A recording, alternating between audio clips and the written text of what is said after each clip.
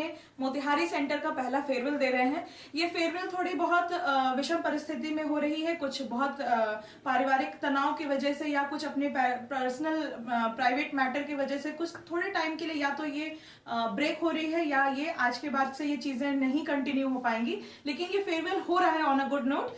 हम लोग आज एक अच्छी रिकवरी के ऊपर पहुंच चुके हैं और आज हम लोग फिर भी खुशी खुशी दुर्गेश, जिसको मैं प्यार से डुगू बोलती हूँ, उसका हम लोग फेयरवेल कर रहे हैं और बड़ा अच्छा सफर रहा। जुलाई मंथ से हमारी थेरेपी चल रही थी और आज इस थेरेपी को हम विड्रॉ कर रहे हैं। और इस थेरेपी को, किसी भी थेरेपी को करने में हमारी भारतीय सामाजिक परंपरा में मानसिक स्वास्थ्य को बहुत ज्यादा बल नहीं दिया जाता है।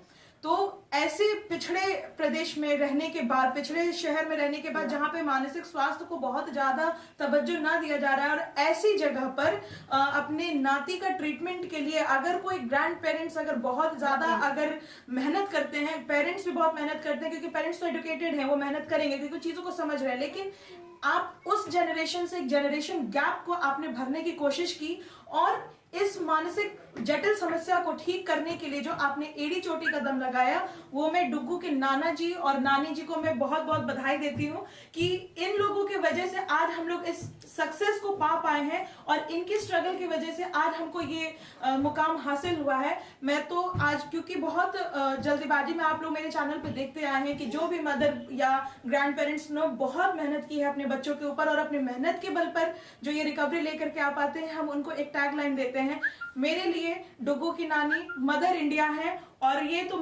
फादर इंडिया है उनके नाना जी, जो इन्होंने इतना स्ट्रगल किया, आउट ऑफ द वे जा करके गोरखपुर में जा करके डॉक्टर राजेश यादव के यहाँ इन्होंने ENT असेसमेंट कराई, वहां से ये मेरे पास आए।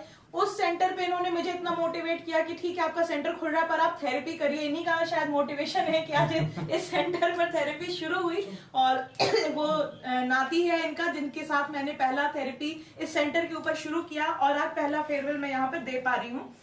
करेंट कंडीशन बच्चे की मैं बता दूं कि करेंट कंडीशन जो है, बच्चा command following, eye contact, learning उसके अंदर आ गई है, कुछ कुछ वर्ड्स वो बोल रहा है अपनी तरफ से भी, लेकिन एक फ्लो कम्युनिकेशन है वो अभी इसके अंदर नहीं आई है। हमें इसके लिए 1.5 से 2 महीने का और समय लग सकता था, पर किसी परिस्थितिवश इस चीज को आज हम स्टॉप कर रहे हैं। लेकिन आज हमारा स्टेबल कंडीशन है, जो भी कंडीशन है वो एक स्टेबल कंडीशन है, यहाँ से रिवर्स की कोई भी सिचुएशन नहीं है। अगले कड़ी में जो व्यू देंगे वो डुग्गू के नाना जी देंगे। क्या किस हालात में आप लेके आए थे बच्चे को? बच्चे को हालात में लेके, बच्चा कोई बात कुछ समझता नहीं था, केवल दौड़ता था, कूदता था, फांदता था, उसको कुछ समझ नहीं आता, बुलाने पर भी घूम के मुड़ के नहीं देखता था। लेकिन आज वो बच्चा हर सेंटेंस को बूझ रहा है, समझ रहा है, उसको बुलाने पर घूम के आ रहा है कि बोल रहा है कि बुलाने पर बोल रहा है कि हाँ आ रहा है, दौड़ के पास आ रहा है। सब कुछ उसको एती हो गई है, बस थोड़ी सी कमी रह गई है कि वह अपने से बोलने में थोड़ा अभी क्लियर नहीं हुआ है। लेकिन हमको ज़्यादा तक उम्मीद है कि ये बहुत जल्द ही जल्द बोलना ही अपना लैंग्वेज शुरू कर देगा। मैं डुग्गू की नानी से मैं सुनना चाहूंगी कि ये मैं चाहूंगी कि डुग्गू की नानी आप इधर आ जाइए कि ये बताएं कि इनका सफर कैसा रहा। डुग्गू की मैं बता दूं कि डुग्गू की नानी खुद एक न्यूरो पेशेंट है और न्यूरो का ट्रीटमेंट इनका खुद गोरखपुर से चल रहा है, डॉक्टर रणविजय दुबे के यहाँ से चल रहा है। इसके बावजूद इन्होंने सारे टास्क को एज इट इज फॉलो किया। क्यों डुग्गू की नानी एक्टिवेट थी ज्यादा? क्योंकि डुग्गू की मदर 5 मंथ्स प्रेग्नेंट थी जिस वक्त ये थेरेपी स्टार्ट हुई थी, इसलिए मदर उस लेवल पे वर्क नहीं कर पाती थी। हालांकि वर्बल कम्युनिकेशन की जो भी ट्रेनिंग थी वो करती थी, ट्रेसिंग कराती थी, सारी चीजें जो बैठ के करा सकती थी। आप समझ सकते हैं 5th मंथ प्रेगनेंसी में कोई भी चीज को कर पाना बहुत मुश्किल है। मैं ये नहीं बोलूंगी कि इनके पेरेंट्स का बिल्कुल भी कॉन्ट्रीब्यूशन नहीं है, अपनी फैमिली से दूर रहना, इसके फादर इंजीनियर है, पुणे में वर्क करते हैं, तो फैमिली से दूर रहना, और डुग्गू की मदर ने भी जितना स्ट्रेंथ लिया अपना उस 5th मंथ की प्रेगनेंसी पे आके हमारे यहाँ हॉस्टल में रहना, बच्चे के साथ वर्क करना, अपनी एक कंफर्ट लाइफ को छोड़ करके वो इस कदम पर आई।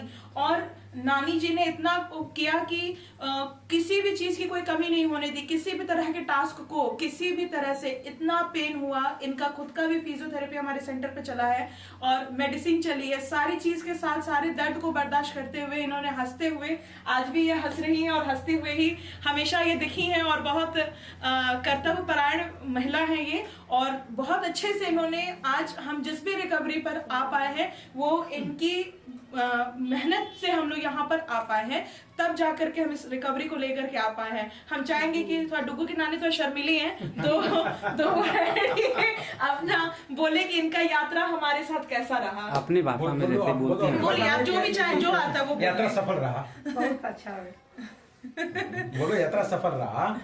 कोई बात तो नहीं कोई बात है, नहीं। ठीक है। इस हमारी यात्रा में जुड़े हमसे हमारे 2 एक्सपर्ट, क्योंकि सेंटर नया था, हमारे पास कोई भी हैंड्स नहीं थे। शुरुआती दिनों की थेरेपी मैंने खुद की। फिर हमारे साथ जुड़ी मिस विनीता, मिस सुरुचि।